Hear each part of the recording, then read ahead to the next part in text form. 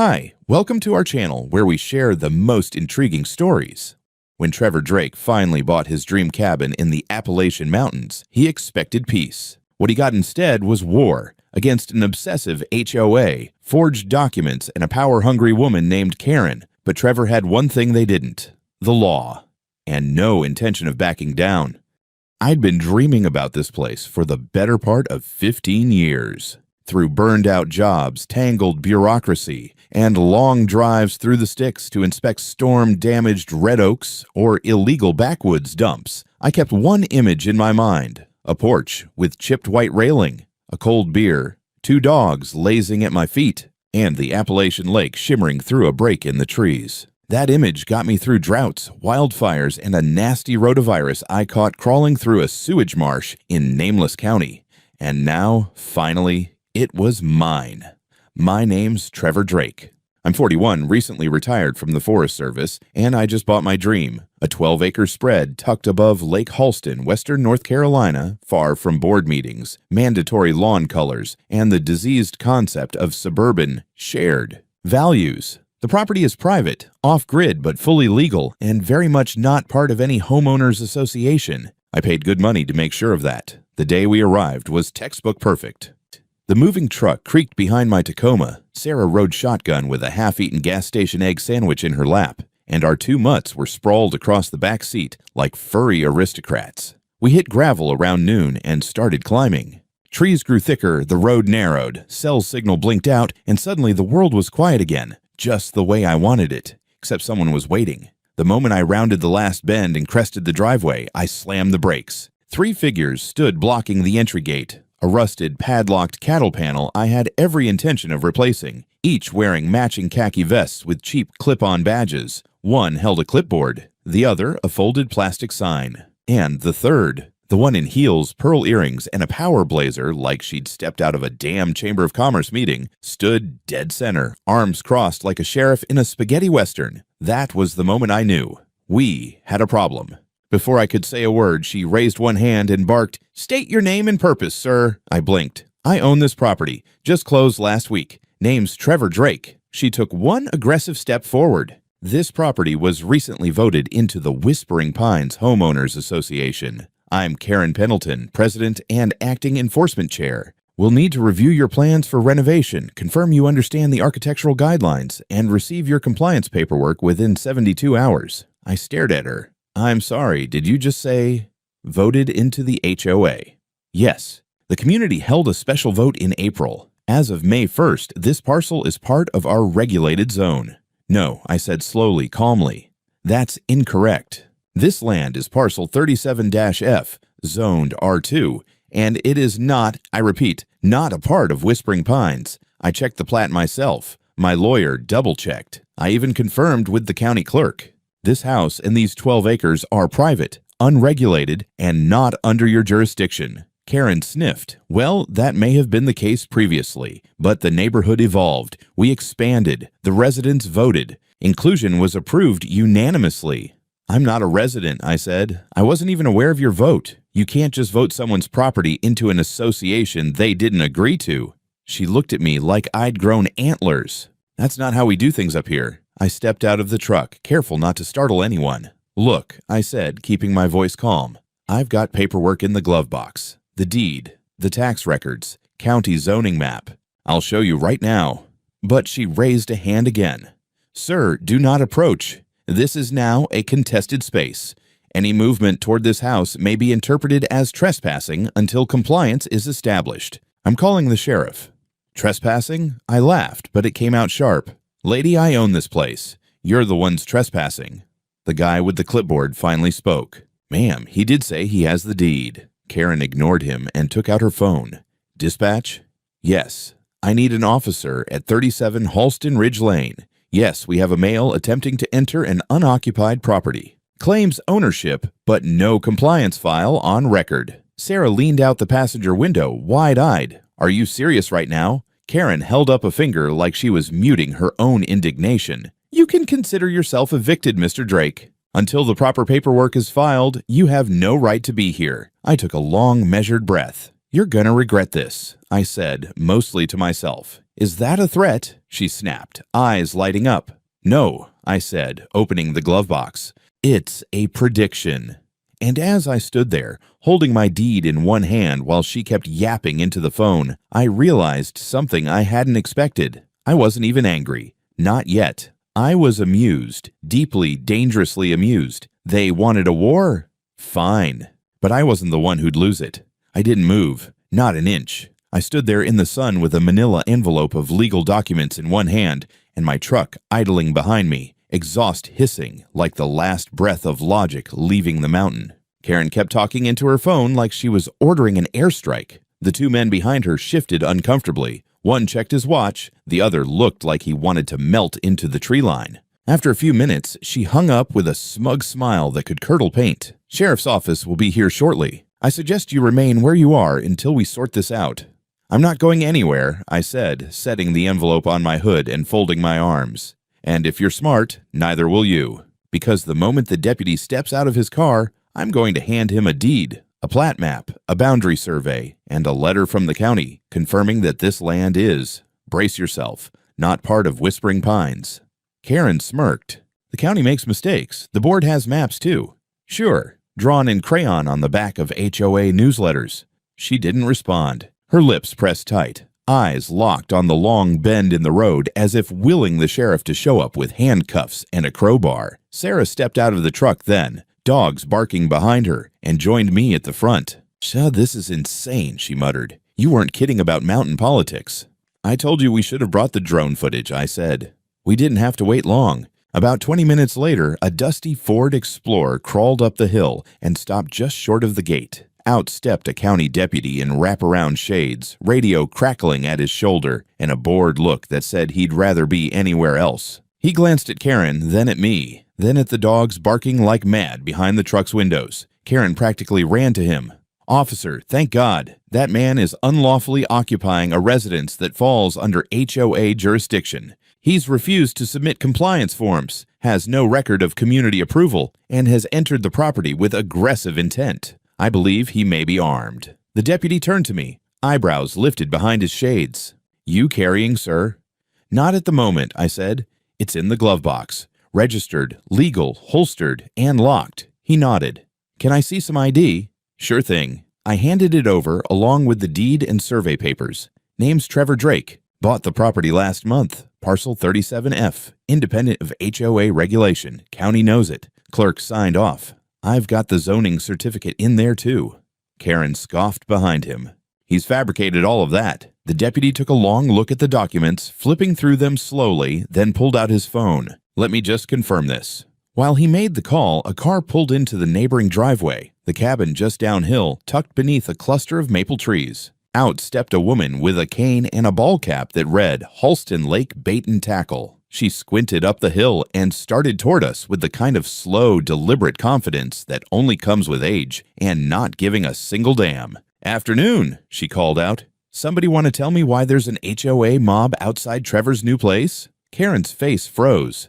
"Mabel, please. This is a private matter." The old woman reached the gate and leaned on her cane. "Private matter, my ass. I've lived next to this parcel since the 80s. Used to belong to the Grissom family. Never once was it part of Whispering Pines. And it damn well ain't now." The deputy turned. "Ma'am, can I get your full name for the record?" Mabel stuttered. "And I'll testify under oath, if need be.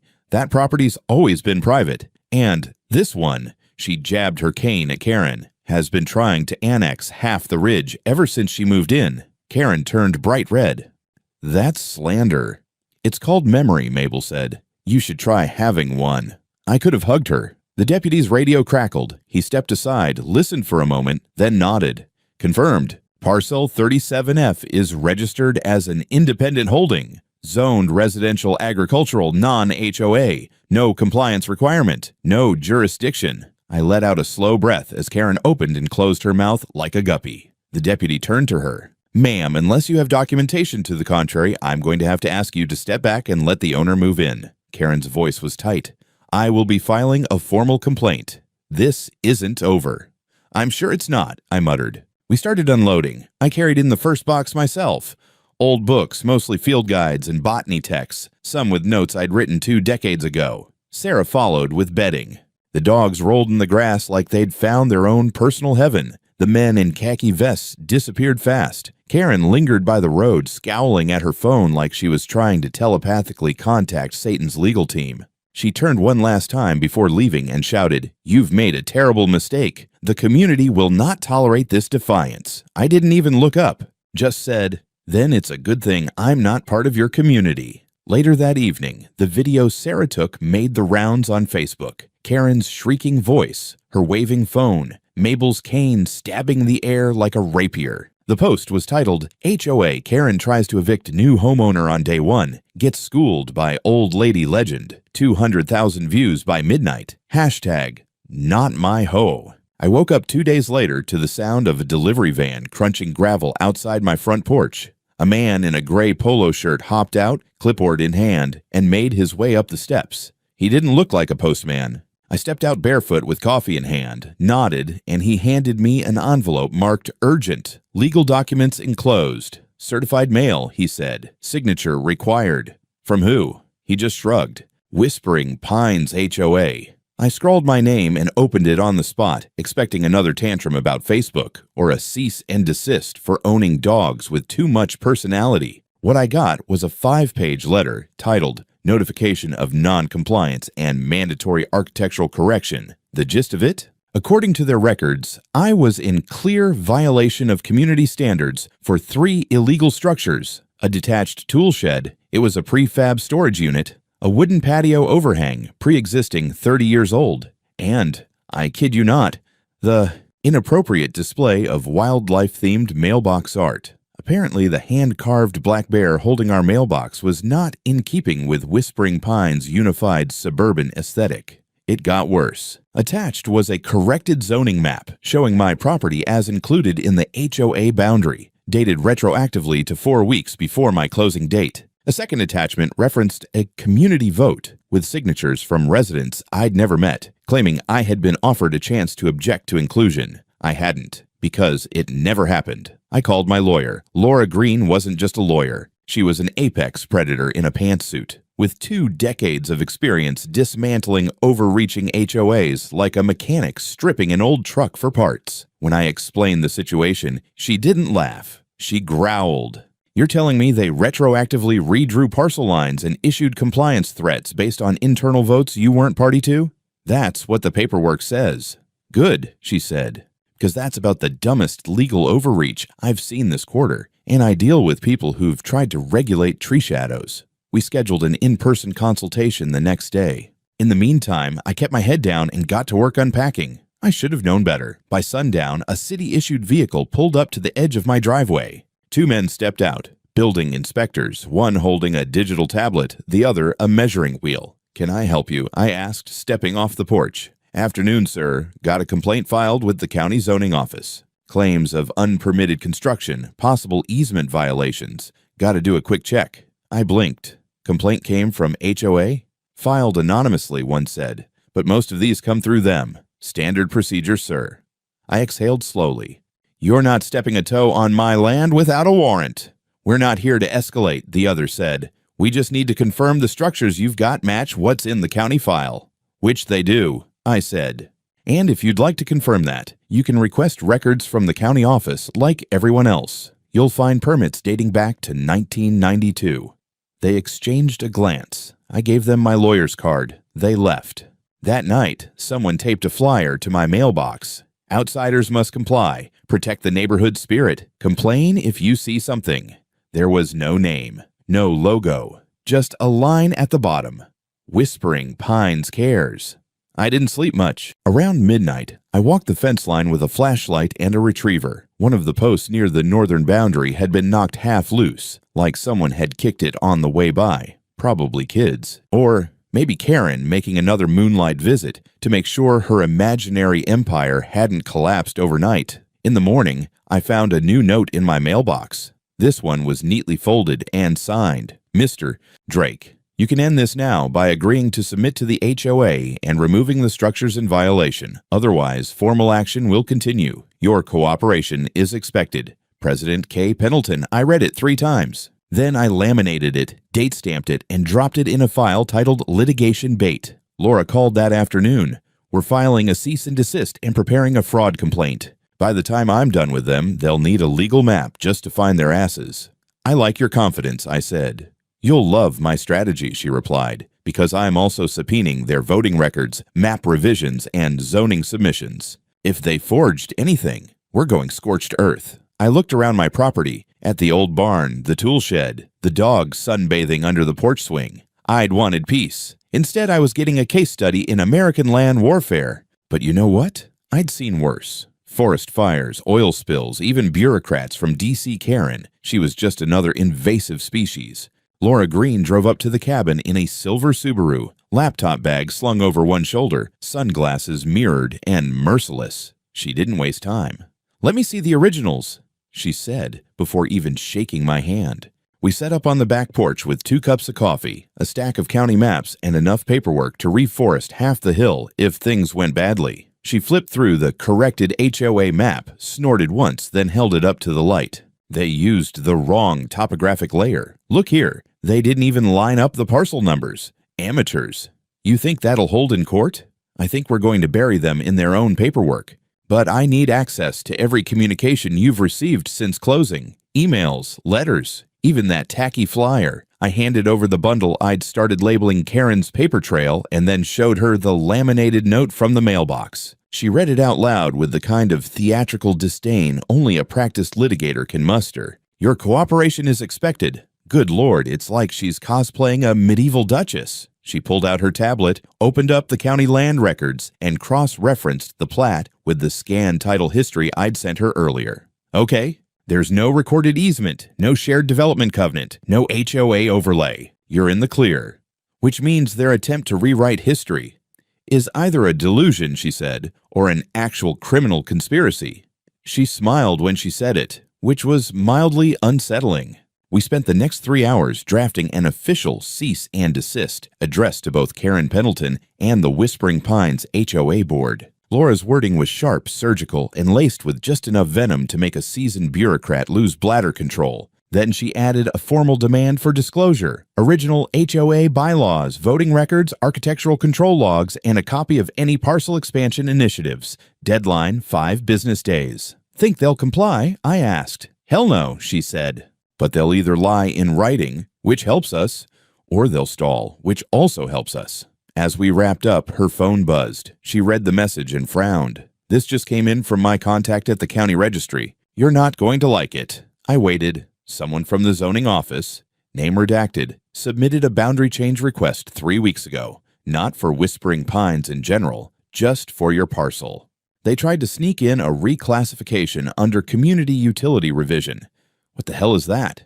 Usually used for road easements, trail access, or underground infrastructure. They might have disguised it as a fire lane or drainage corridor. If it had gone through unnoticed, it would have created a shadow jurisdiction.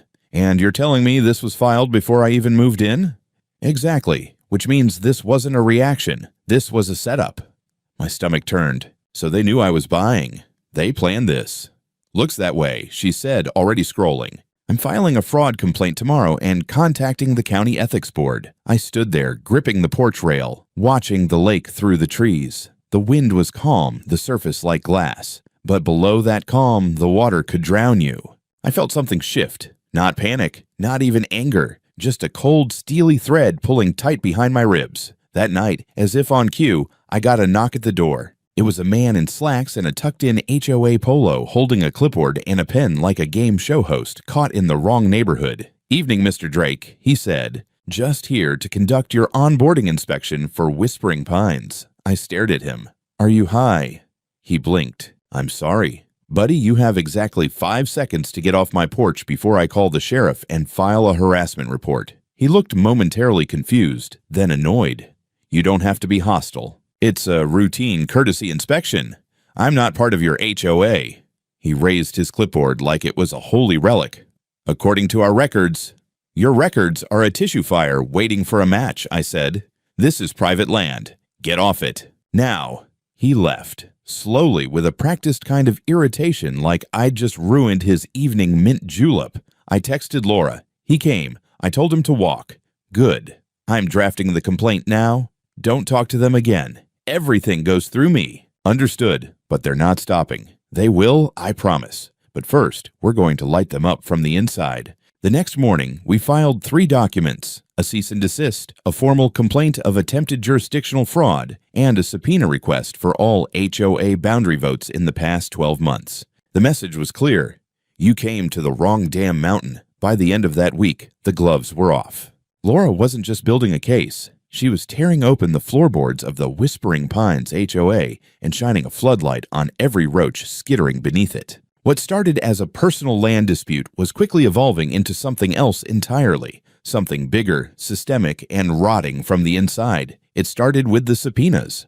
We demanded the HOA's voting logs, parcel annexation records, and all internal communication regarding boundary expansions. Predictably, they stalled. Claimed they couldn't locate certain files, that others were being reviewed by counsel, and that some, quote, may have been lost in a recent digital migration. Laura responded with a motion to compel and a polite but lethal cover letter that used the phrase intentional obstruction 5 times in 2 paragraphs. Then we got lucky. A former board member named Darren Wilcox contacted Laura through her firm's tip line. He said he'd resigned from Whispering Pines HOA 3 months ago because he wasn't comfortable with how things were being handled. Translation: Karen had gone off the rails, and he wanted to clear his conscience before the ship sank with him on it. Darren agreed to a deposition. Under oath, he laid it out. Yes, Karen had orchestrated a parcel reclamation plan. Yes, she'd lobbied to include remote properties into HOA control under the pretense of future community cohesion.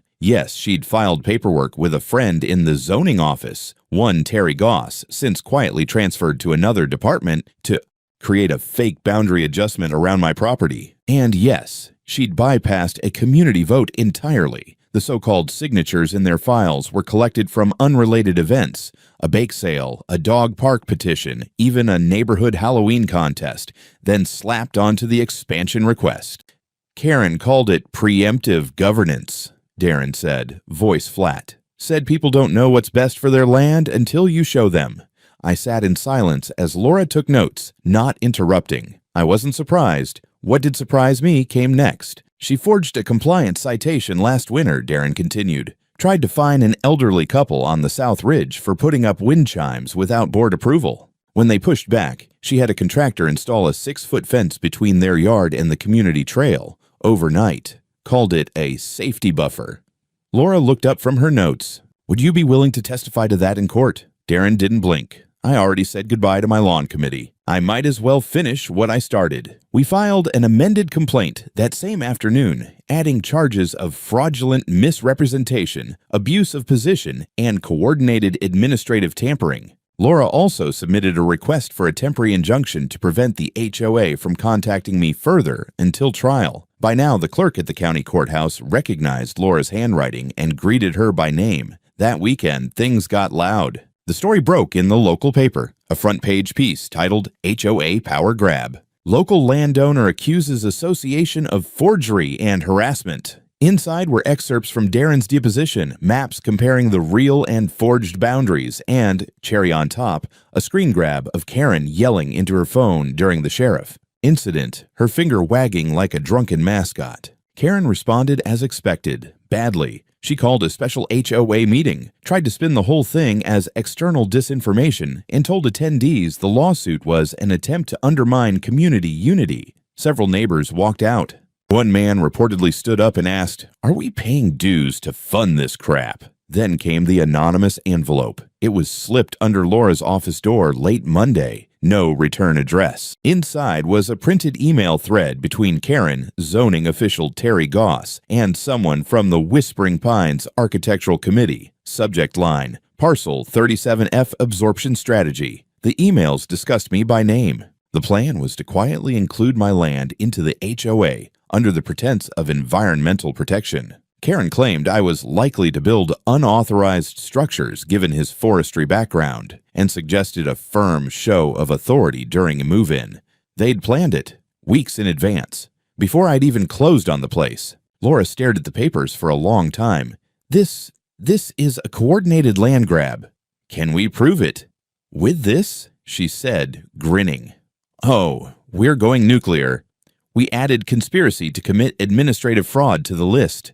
Karen was subpoenaed directly. So was Terry Goss. So was the HOA's architectural review officer, whose signature, conveniently, appeared on every compliance warning I'd received. And just when I thought things couldn't escalate further, I got a call from a number I didn't recognize. It was Wesley Shaw, a county supervisor. "Mr. Drake," he said, "I've been following your case. I think it's time we talk." Wesley Shaw didn't waste time. We met the next morning in the county administration building, a squat red brick structure with coffee-stained carpet and the soft hum of old fluorescent lights. He was a tall, broad-shouldered man in a weathered blazer and bolo tie, with the expression of someone who'd been putting out brush fires in local politics since dial-up internet. He offered me his hand and spoke plainly. "I've been dealing with HOA complaints for 15 years, Mr. Drake. Most of them are noise, dog barking, paint colors, someone's cousin parking a boat in the driveway.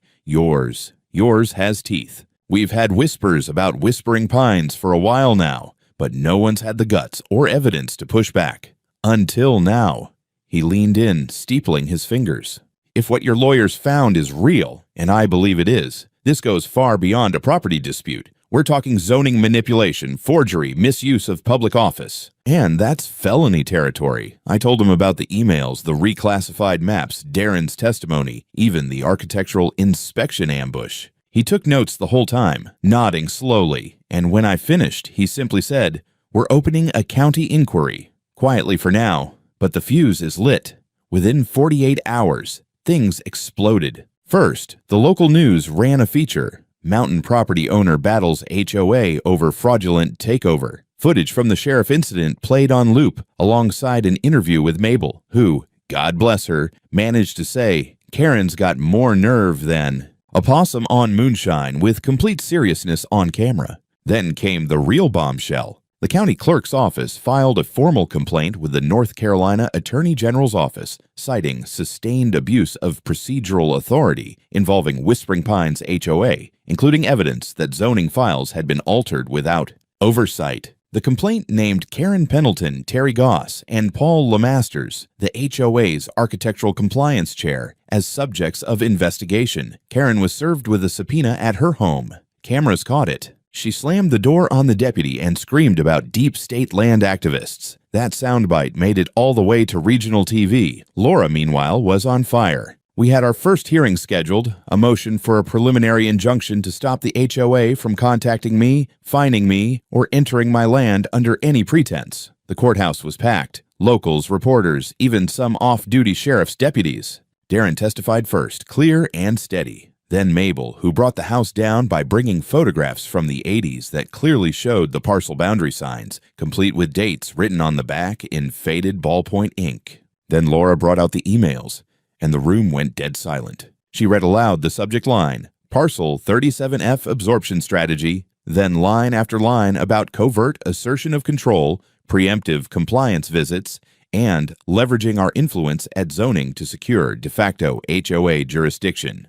The judge, a gray-bearded man with the temperament of a fence post, finally looked up from the file and said, "Is this some kind of joke?" Karen, seated in the gallery with two lawyers who looked like they regretted waking up that morning, stood up and asked to be heard. The judge allowed it. She launched into a half-unhinged monologue about community integrity, environmental cohesion, and the responsibility of organized land stewardship in a fractured rural world. Laura let her ramble. The judge didn't interrupt. Then Karen made a mistake. "I acted in the best interest of Whispering Pines," she declared, face red, hands shaking. "If we didn't take preemptive control, people like Mr. Drake would erode the character of the ridge." The silence that followed was palpable. Laura stood slowly. "Your Honor, I'd like the court to take note that the defendant just admitted, under oath, that her actions were intentionally undertaken outside of legal authority, as a strategy to take control of private land." The judge nodded once.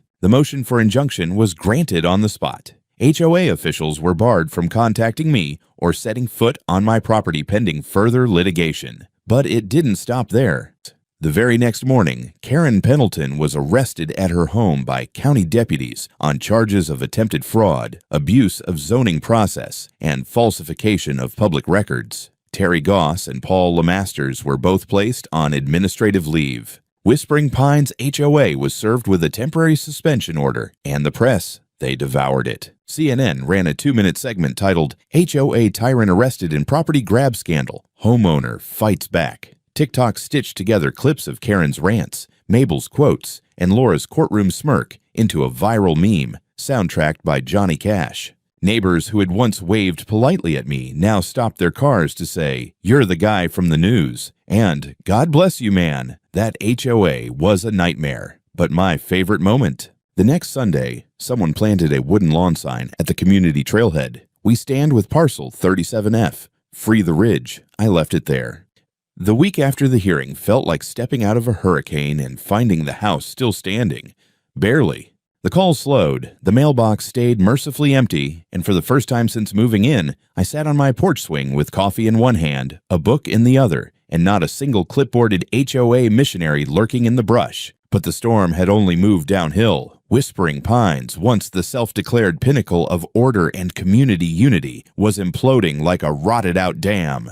With Karen behind bars and her lieutenant suspended or subpoenaed, the HOA was left in the hands of confused volunteers, shell-shocked residents, and a boardroom with more unpaid invoices than functioning board members.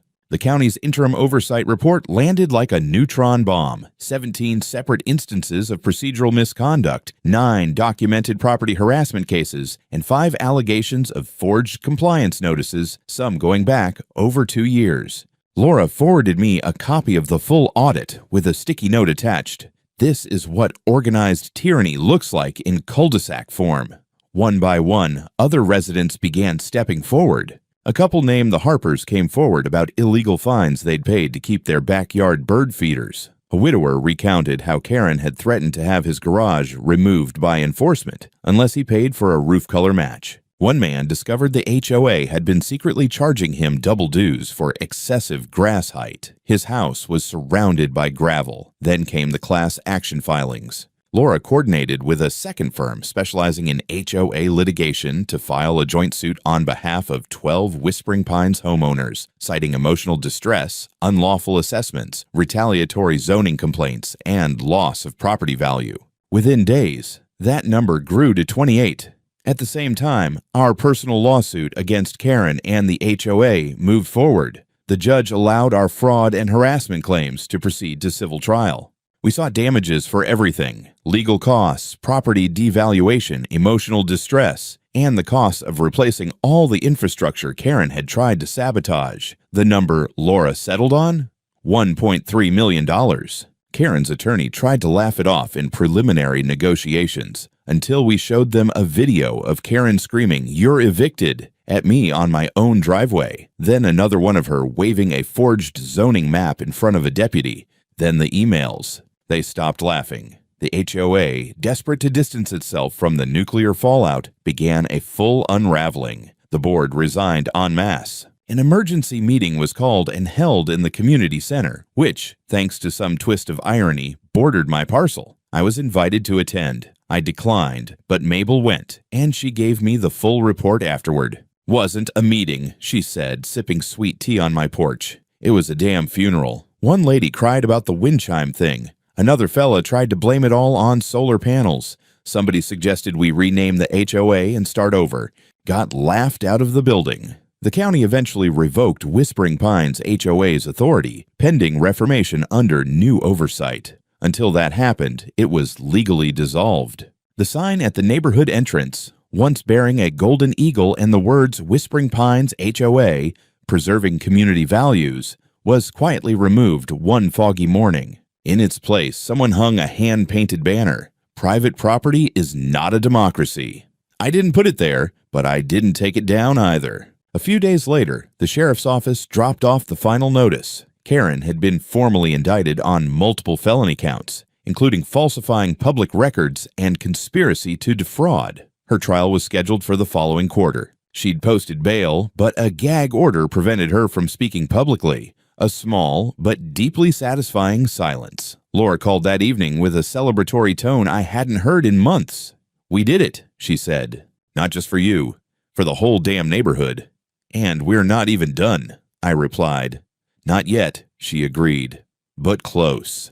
I walked the property line that night, dogs at my side, flashlights swinging in arcs across the gravel. The repaired fence posts stood straight. The house was quiet.